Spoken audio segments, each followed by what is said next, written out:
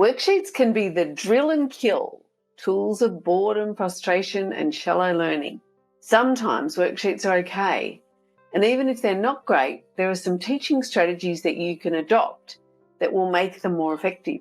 This is part of a series of teaching strategies that you can use instead of worksheets. And in this video, you'll learn 10 ways to use a worksheet, even if one that's poorly designed, to teach more effectively. Often the problem with worksheets is that they are being used to teach, to replace the teacher.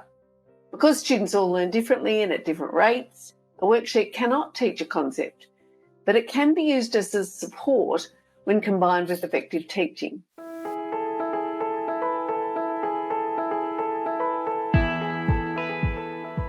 I'm Mari Amaro. I'm a teacher, presenter and author, and I've been working with students and teachers for over 30 years. I'm passionate about helping teachers and helping them to improve teaching strategies and learning practices. I combine research and experience to provide strategies that improve student learning by improving classroom management. And I focus on the practices that take little or no extra time, strategies that can actually give you back time by helping you to work more effectively. I love coaching teachers, and I emphasize teacher well-being because improved teacher well-being means improved student well-being. And that means better academic and social outcomes for all our students. If you'd like to learn more, please subscribe and ring the bell. We put out 2 videos every week. And when you subscribe, that helps to support the channel.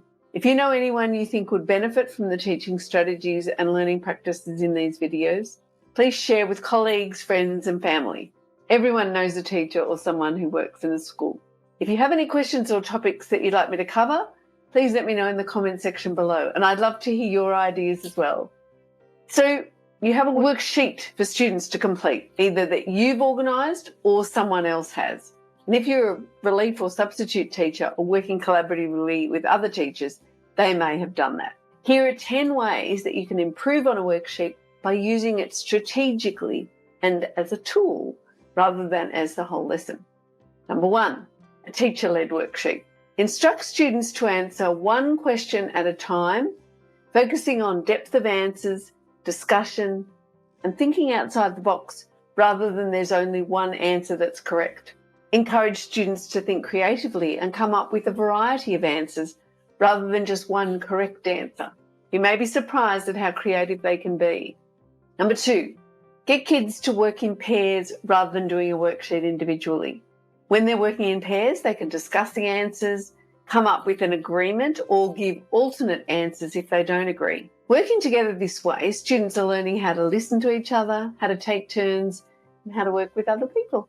Number 3, reciprocal learners. Kids work in pairs for this as well. So students work in pairs and take turns coaching each other. Each student has their own set of problems and questions, and their partner has the answers. That is, student A has the answers to student B's questions, and student B has the answers to student A's questions. Students go back and forth coaching each other, not giving the answer, but helping their partner to figure it out. You may need to teach that explicitly before you use that strategy. Number 4, Showdown. This is an activity from Kagan Cooperative Learning. Students review or practice problems in groups of 3 or 4. One student in each group, called the Showdown captain, reads the first question and all the students write their answers on their own paper or on a Chromebook or on a whiteboard without letting anyone else see their answer. When everyone's ready, the captain says Showdown and everyone shows their answers. Then the students compare their responses and discuss any differences. After that, the next student in the group assumes the responsibility of Showdown captain and reads the next question. The process continues until all students finish all their questions or the time's run out. Number 5, student design.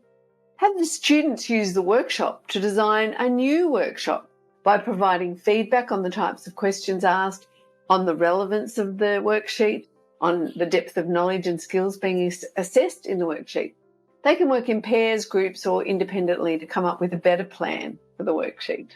Number 6, movement-based worksheet. So have the worksheet linked to an activity, for example, a scavenger hunt to complete.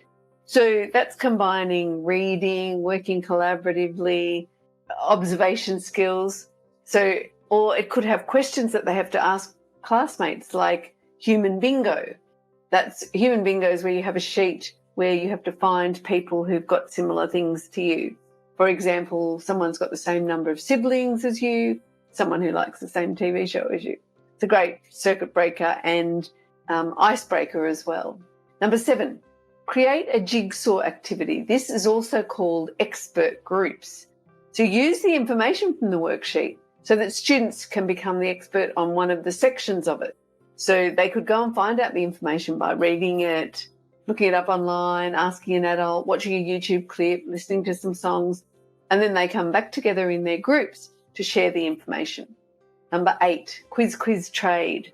This is also a Kagan activity. Each student starts with a flashcard containing a question on the front and an answer on the back.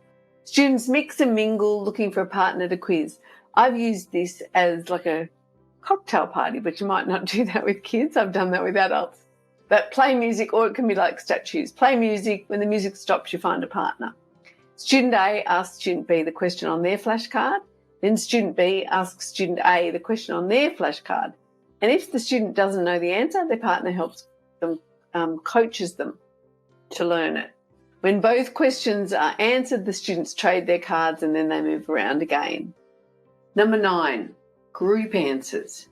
You can add an extra level of engagement to literally any worksheet by making it a group contest where the first group to get all the answers correct, or the most answers correct, wins. The key is to assign certain questions to each student. For example, if the worksheet has 20 questions and your students are working in groups of 4, write on the board, student A does these questions, student B does these, student C does this, student D does this.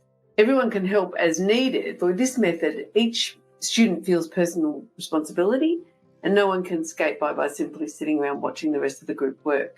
Pretty much no setup is needed for this and pretty easy to divide those worksheets up. Good luck with that. Number 10, trivia game.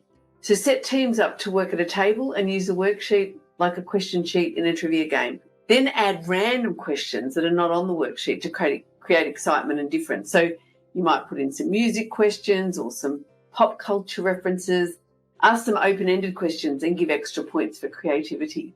Winning team gets a prize. And the prize could be an early mark, free time. They get to teach the class for 10 minutes. Or go and help the maintenance guy. Check out our other videos in this series with some great teaching and learning strategies that are way better than worksheets.